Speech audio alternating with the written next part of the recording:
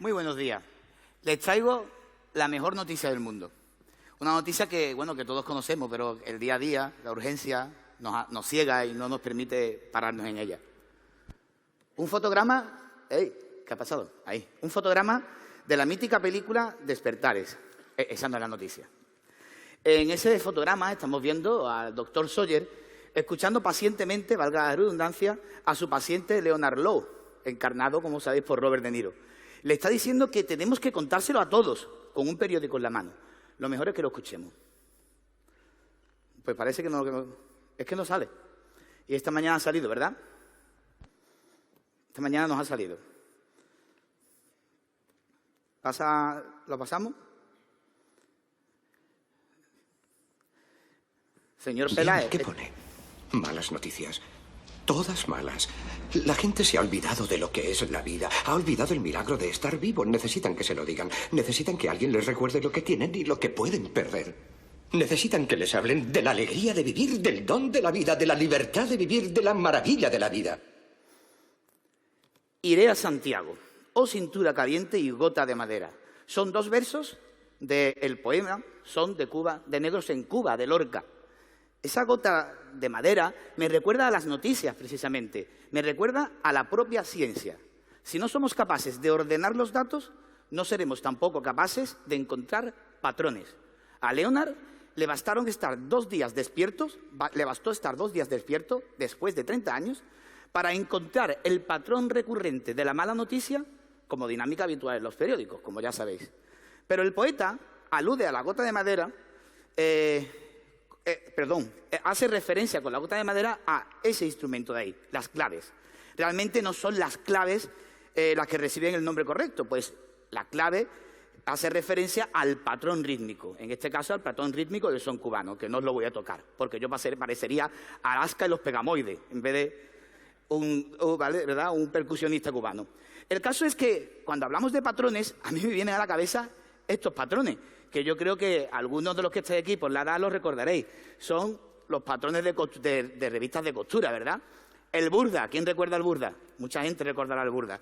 Esos pliegues enormes, ¿verdad? Así, en los que en un mismo papel nos encontramos una camisa para la abuela, un pantalón corto para el pequeño, 2 pares de calcetines, una saqueta para papá, etcétera. Y eso, señores, eso para mí, el patrón del burda, es aprendizaje por descubrimiento y no lo que nos enseñan hoy muchos gurús de la educación. Bueno, seguimos con Lorca. Y cuando quiere ser Medusa el plátano, iré a Santiago. Medusa. Denle la vuelta a un racimo de plátanos y nos encontraremos con algo parecido a la cabeza de Medusa. Por eso habla Lorca, del plátano y Medusa. Bueno, pues como nos enseña Operador Nuclear, el plátano ya saben que es radioactivo, por esa pequeña cantidad de potasio 40 que alberga en su interior. Resulta que el potasio del plátano, parte de ese potasio se va desintegrando en calcio, se va convirtiendo en otro átomo, ¿verdad? Conocemos ese patrón porque lo hemos ido estudiando a lo largo de la historia de la ciencia.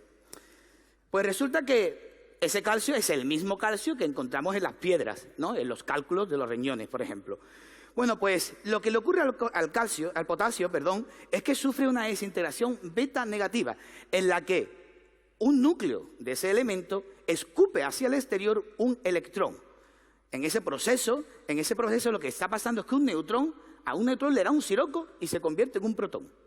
Es decir, tiene un protón nuevo. Y un elemento, cuando tiene un protón nuevo, se convierte en el siguiente de la tabla periódica. Es decir, el potasio se convierte en calcio, perdiendo un electrón. ¿Y qué quiere que os diga? Lorca tenía un poquito de razón, permítanme la licencia poética, pero el plátano, potasio, se convierte en las desafortunadas víctimas de Medusa, calcio. Bueno, ya que hablamos de cálculos, ¿no? Podemos hablar también de los cálculos dentales, los odontolitos. Esto me da un poquito de pie para hablar, por ejemplo, de la pasta dentífica, que sabemos que lo usamos para evitarlos, ¿no? Y en concreto del flúor. También hay un radioisótopo del flúor muy importante, que es el flúor 18. Al flúor 18 le ocurre algo muy parecido que al potasio, pero con una diferencia maravillosa que nos puede salvar la vida. ¿Cuál es la diferencia? En este caso, el núcleo del flúor 18 no pierde un electrón, no emite un electrón. Lo que emite en esta ocasión es un positrón, que es la antipartícula del electrón. Bueno, en este caso se convierte en otro átomo, en otro elemento que sería oxígeno. Claro, si al ganar un protón el elemento se convierte en el elemento siguiente de la tabla periódica, pues al perder un protón se convertirá en el elemento anterior, en el oxígeno. Y con la rosa de Romeo y Julieta iré a Santiago.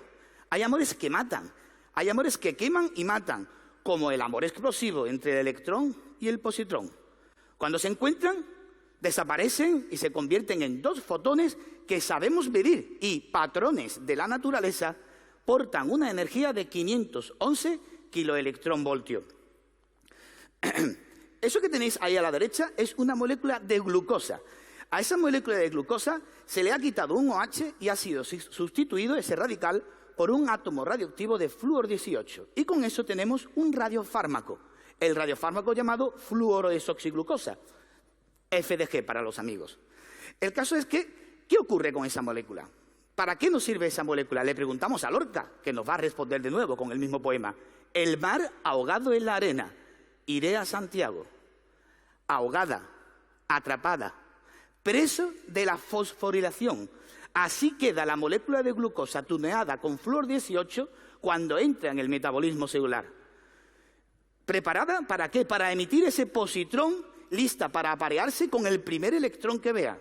No hay mayor libertad sin preguntar el nombre, la edad, la procedencia, la condición sexual, etcétera.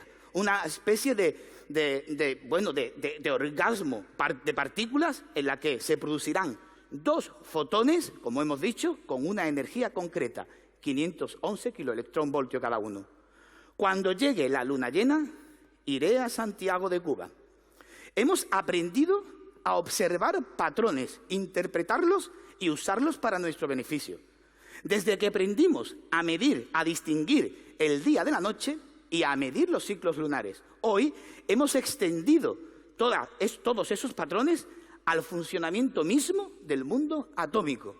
Y eso es lo que usamos en esta máquina, el PET, la tomografía de emisión de positrones, en la que se utilizan esos positrones provenientes de la desintegración beta de la fluorodesoxiglucosa. Perdón. Miren, el día en el que le van a hacer un PET, decenas de personas trabajan para usted. En un sincrotrón preparan la FDG que algún sanitario le proporcionará y esperará un rato a que entre en el metabolismo celular. Una vez que ya esté en el metabolismo celular, le introducirán en el PET y esperarán a que se emita el positrón. Se encontrará con un electrón cercano y un detector llamado centelleador nos dirá de dónde provienen esos dos fotones. Y gracias a unas matemáticas complejas, a la programación y a la combinación con rayos X, tendremos coloreadas en una imagen las partes chungas. Y si lo hemos detectado a tiempo, la buena noticia, la mejor noticia del mundo es que podremos actuar antes de que sea tarde. Bueno, y eso es de lo que les hablo en mi libro Renglones torcidos de la ciencia. Cómo todas esas personas que están ahí y muchas más han contribuido sin saberlo para que tengamos una máquina tan maravillosa como la tomografía de emisión de positrones. Claro que quiero que compren el libro, evidentemente vengo aquí para hacer un poco de propaganda, y quiero que compren el libro porque, entre otras cosas, es un libro benéfico. Es un libro benéfico en el que recaudo fondos para la lucha contra el cáncer. Pero, como compartir es amar y quiero que compartamos, y me sobra tiempo, ¿verdad? Hombre del tiempo, que no es Viña, sino Guillermo, pues yo quiero compartir, pero compartir al son cubano. Cuando llegue la luna llena, iré a Santiago de Cuba. Pero no me quitéis la música, hombre. No me fastidiéis el momento.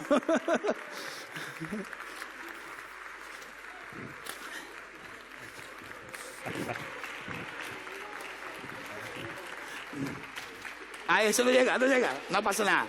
Hasta luego. No me quitéis la música.